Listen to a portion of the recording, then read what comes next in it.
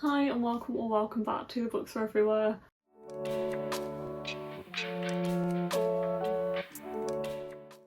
Welcome to my first sit-down video in the library, the book room, which I'm very excited about, although it doesn't get light this time of day. It's like evening now and this room gets light in the morning and I'm more likely to be filming in the evening, so I'm sorry about the artificial light. It is still light outside but it just doesn't come into this room. So I have a ring light on me, so I do apologise about that. But I wanted to sit in front of my lovely new bookcases. It's also funny that you can see the gaps on the bookcases from this angle because I have room for paperbacks. I have quite a lot of paperback room. If I wanted to buy more paperbacks, I have no hardback room, which tends to be what I buy, which is my ongoing issue. But anyway, that is beside the point of this video because today we are here to talk about my TBR for April and for the magical readathon, which I am so excited about. I've been taking part in the magical readathon for a few years now, and a few years ago it changed themes and it's just so cool. This is a readathon hosted by Nghi over at Book Roast. She has created this new version of the readathon herself and it is incredible. The level of detail is insane and I absolutely love it. I won't tell you too much about the readathon in as a whole today because it's very involved and complex, so I will link some videos down below for Nghi to explain that to you herself if you are interested.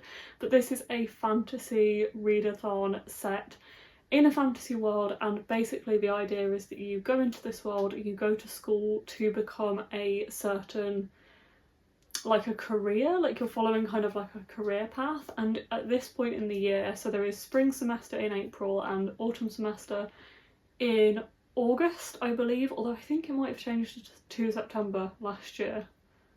Anyway, as an autumn equinox and spring equinox, that's what they're called.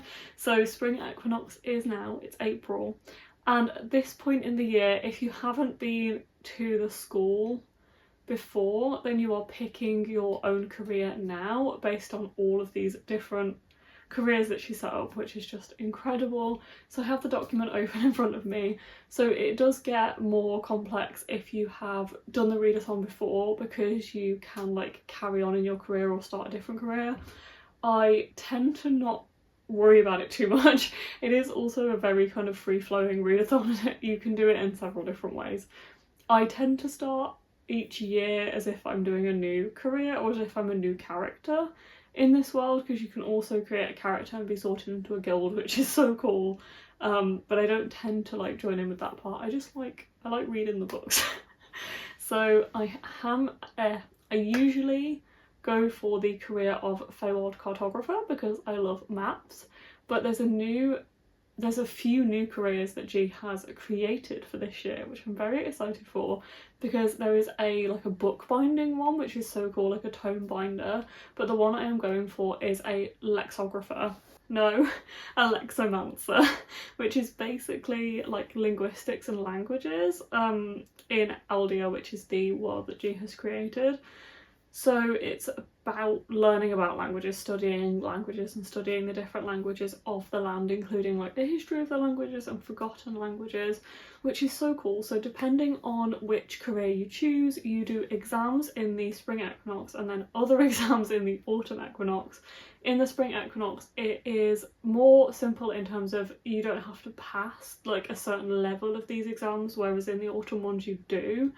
And it depends how many books you have to read for each a level. If you need an A, B or C, it's not A, B or C, I can't remember the actual grading system, but in spring you just have to read one book per exam and they all have different prompts. So to pass my exams and to start my journey as a lexomancer, I have to pass conjuration, spells and incantations, inscription, lore and restoration. So I need to pick 5 books, one for each prompt, so each exam I have to pass has a different prompt, so we're going to go through those today. And the key traits of being a lexomancer are patience, perfectionism, precision and curiosity, which sounds kind of like me. I'm a perfectionist. I like to think I'm patient, I'm very precise and curious, so that does tend to cover me. But I did English language at university with my publishing degree, so it feels like this one fits me very well, although I love doing Feywild cartography as well. So yeah, we have 5 books to pick. I have gone through some of them and kind of decided maybe on what I might want to read, but we're going to go through this now. We're going to go through it live and pick the books together. So let me just pour my cup of tea and then we'll get started. Feel free to join me with a drink or a snack. Okay, so the first prompt is probably the hardest prompt. We're going to start with it anyway. It's conjuration, and the course focus of conjuration is locational summons, and the reading prompt is a random country generator for the author. So we have to go onto a random country generator online, we have to generate a country. We can have 5 goes at this, by the way, so I can do 5 different countries and then kind of like pick from them. And then I have to find a book that I want to read by an author from that country. So let's find a random country generator. And then I'm going to record my screen so you guys can see. Okay, so we're recording. I'm going to go for, maybe I'll go for the first country and see what happens. The random country is Peru. Now, do I do this 5 times and then see? Okay, so I've got Peru. Do I need to write this down? Azerbaijan, Chile, Myanmar, and the last one is Dominican Republic. Now, I would like to do this from my TBR, but I have absolutely no idea off the top of my head if I have a book like whose author is from Peru, Azerbaijan, Chile, Myanmar, or the Dominican Republic. So I'm not entirely sure how I'm going to find out, but I'm gonna probably look up books with authors from those countries and then see like what stands out to me. Okay, this was really interesting. So I looked up authors from all of those countries and I've landed on 3 that I'm interested in. So the first one I found was by a Peruvian author, and it's Lord of the Fly Fest by Goldy, Moldavsky, and this is, it says One of Us is Lying meets Lord of the Flies meets Firefest in this wickedly addictive and funny YA thriller, which sounds so fun. I love a thriller. It will probably be really quick and it's only 320 pages. It's following a teenager called Rafi who wants something really special to put her true crime podcast on the map. She sets her sights on River Stone, the heartthrob musician who rose to stardom after the mysterious disappearance of his girlfriend. Rafi lands herself a ticket to the exclusive Fly Fest, where River will be the headliner. But when Rafi arrives on the Caribbean island location of Fly Fest with hundreds of other influencers and very minor celebrities, they quickly discover that the dream trip is more of a nightmare, and it's not just confronting beauty gurus gone wild and her spotty Wi-Fi. Soon, Rafi goes from fighting for an interview to fighting for her life, and as she gets closer to River, she discovers that he might be hiding even darker secrets than she suspected. I think this is the one I'm going to go for because, well, I've read the synopsis, how it sounded really interesting to me, and I like the idea that it's probably like a short, snappy YA, which is what I'm kind of in the mood for. I like a YA thriller. I love Karen and Malice, and it's been compared to Karen as well. But I will go through the other ones that kind of jumped out at me. So the other one I looked at is Isabel Allende, who's a Chilean-American writer, who weirdly I think was mentioned in an episode of Gilmore Girls I was watching yesterday. So that sounded like coincidental to me. I've not read anything by Isabel Allende, but she writes some really famous books like The House of Spirits. The House of the Spirits, but it's kind of long. I feel like I want something kind of quick. It's taken me a while to get through books at the moment, so that's why I'm looking for like shorter ones, especially if I'm adding to my TBR. So yeah, that one sounded interesting, and I feel like it's probably a book that I should read at some point in my life. But I don't know, I don't really want to dive into something that long right now that's not on my TBR. And then the last author which I was considering is Elizabeth Acevedo, she was born in New York City by Dominican immigrant parents. I've read a couple of her other books. I've read With the Fire on High, which I love. I think I have it around here somewhere. It's here.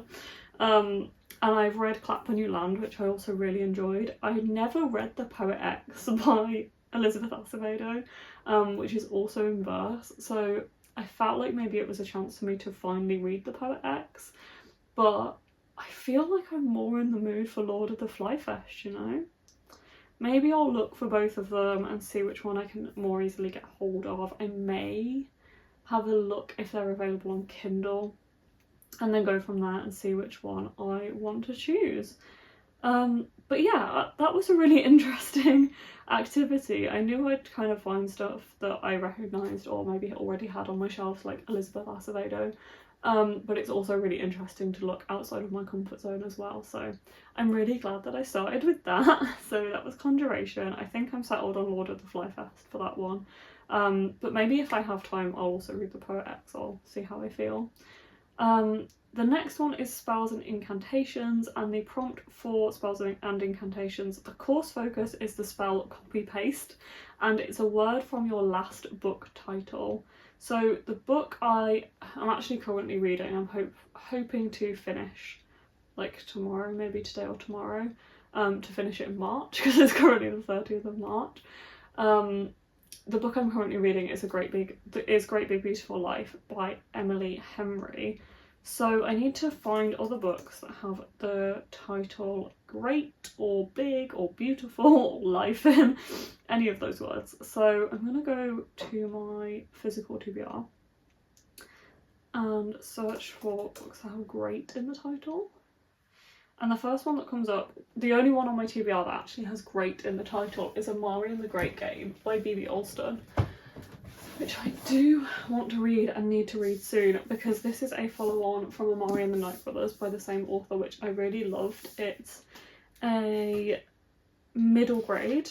This is signed, limited edition. Oh my god, I've forgotten the hardbacks of these are so pretty. They're so cool. But yeah, these are middle grade fantasy, where it's following Amari, who is, she ends up going to this like thing where she has to compete in games. Honestly, it's been a long time since I read it, so I can't remember, so forgive me.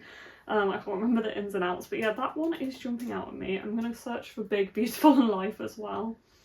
Okay, there isn't anything for Big that comes up. I've read a couple of other books that have the word big in them, but not that one. Beautiful. The only other one on my TBR is The Chosen and the Beautiful, which does also appeal to me. I put that on a TBR for early this year and I didn't actually get to it at the time. I don't know where it is. Oh, it's just behind me. This one, which is a retelling of The Great Gatsby. It's set in 1920s American society, but I think it's like fantasy? Maybe, or like what's the word? Magical realism, maybe? I can't remember. But yeah, also tempted by that. And then Life, let's just try Life as well. See if there's anything. Oh, Storied Life of AJ Fickry by Gabrielle Zevin. Weirdly, these books are all within like reaching distance of me from this seat. Storied Life of AJ Fickry, which is Gabrielle Zevin's book. I have read Tomorrow and Tomorrow and Tomorrow, absolutely love that book. I've read Elsewhere, quite enjoyed that one. I've read a couple of Gabrielle Zevin books and I have enjoyed all of them. So I am quite tempted by this. I bought it in the Lake District last year. I've still not read it. I feel like it would be really addictive as well. Okay, I think I'm going to choose this. I didn't know that's what I was going to go for when I started searching for those, but yeah, I like that. The next one is Inscription, and the course focus is The Hook. I mean, I guess that's some kind of spell, I don't know. The reading prompt is the first sentence challenge, so try 3 first sentences and pick the best one. So I'm going to go and grab 3 books actually from the other room, which is where I'm keeping like my immediate TBR books at the moment, and I'm going to pick and try and not be too like biased about this. I'm going to try and pick this from the first sentence.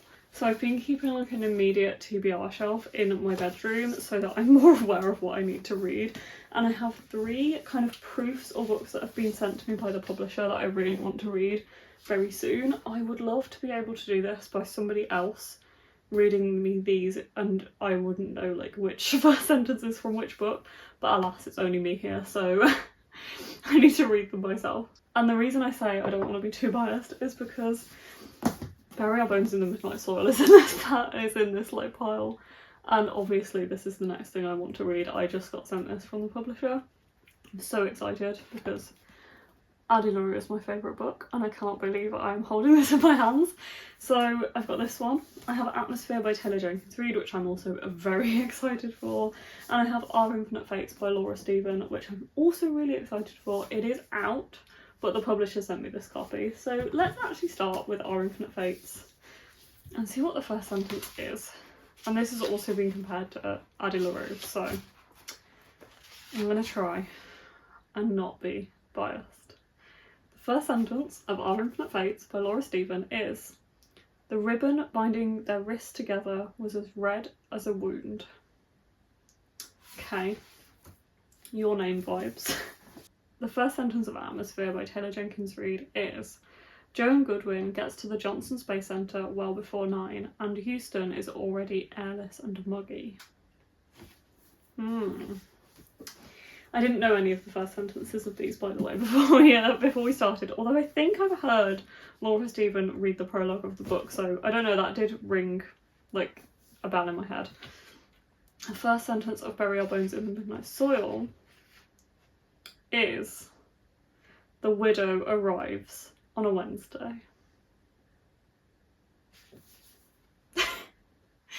I mean, I don't want to pick this because I'm biased, but I feel like we can all agree that one had the better hook. Like, the widow arrives on a Wednesday. I want to know about the widow. I'm sorry, that has to go on the TBR. Also, what a strong TBR. Favourite book of 2020 or 2019? Whenever Edie LaRue came out. Favourite book, Tomorrow and Tomorrow and Tomorrow, of 22, I think, 2022. And I'm reading other books by those authors on this TBR. The same TBR. What a start. Okay, so that was Inscription. The next one is Law. So the prompt for Law is, the Song of Ages, a musical term in the title, song or note, etc. Okay, I was looking at this the other day, trying to find one. And it took me a long time to find a book that fit this prompt. So I'm gonna have to just scroll through again and see what jumps out at me. Okay, I think the only book I could actually find that like properly fit this prompt is Nothing Sung and Nothing Spoken by Nita Tyndall. And I bought this a few years ago. I really, really wanted to read it and I'm very excited still to read it. It's set in Berlin in 1938. I don't tend to read historical that much. Where did I buy this from? It has... Oh, it's from Richard Booth's bookshop in Hay and I bought it in 2023 on the 22nd of January. And this one's set in the summer before World War II begins. I won't read you the whole synopsis, but I will read you the end of the synopsis, which has a bit of like a summary in it. It says, increasingly terrified by the tightening vice of Hitler's power, Charlie is drawn to larger and larger acts of resistance. Even as Nghi, who is the daughter of a senior party officer, begins to pull away. But resisting the Nazis is a dangerous proposition, and the war will test what Charlie is willing to risk at the expense of her family, her friends and the girl she loves. So it seems to be some kind of like a friendship turned romance between these two girls, Charlotte and Angelica, or Charlie and Gelly, I don't know, who meet at a club, I think. Oh no, it's her best friend, so maybe they knew each other before, but they seem to like hang out in this club. It says it's a place where Charlie and her friends find acceptance, freedom and camaraderie, among others who are determined not to sit on the sidelines of history. Sounds interesting. I've not talked about any of these books, really. I'm so sorry about that. This one is following a grumpy owner of a bookshop, which is going through a hard time, and his bookshop is failing. He's lost his beloved wife, and a prized rare first edition has been stolen when he finds 2-year-old Maya sat on the bookshop floor with a note attaching to her, asking the owner to look after her. His life and Maya's is changed forever. And then this one is a vampire book, and it's Sapphic, and it's V. Schwab's latest book, and it comes out in June. And I'm very excited, and it's also following 3 different timelines with 3 different characters, I believe. Maria in 1532 in Santo Domingo de la Calzada, which I think it said was in Spain. Yeah. and it's following Charlotte in 1837 in London, and it's following Alice in 2019 in Boston. And it says, this is a story about hunger, this is a story about love, this is a story about rage, this is a story about life, how it ends and how it starts again. Cannot wait for that. Okay, last but not least, we're on to the final prompt, and it's restoration. The course focus for this one is uncommon antidotes, and the reading prompt is a book with a 4+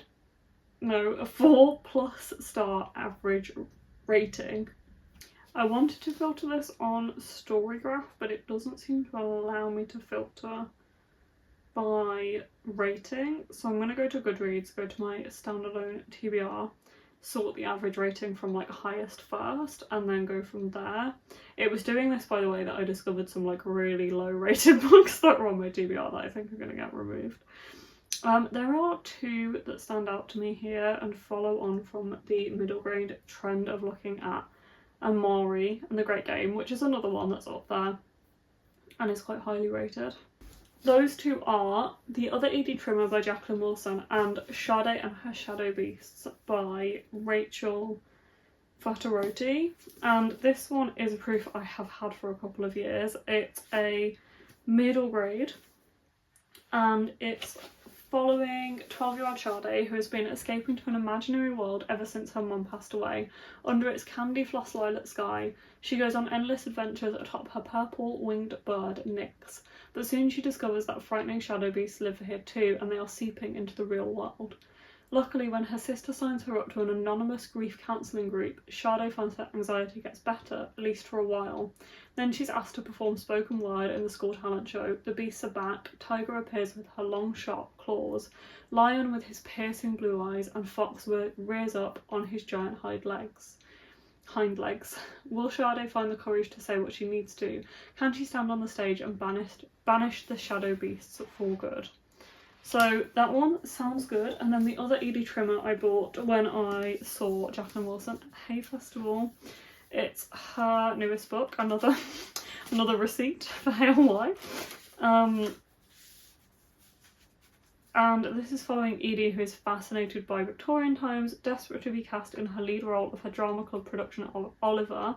She's given a real Victorian notebook and she's determined to write the best story ever, all about a girl in a workhouse.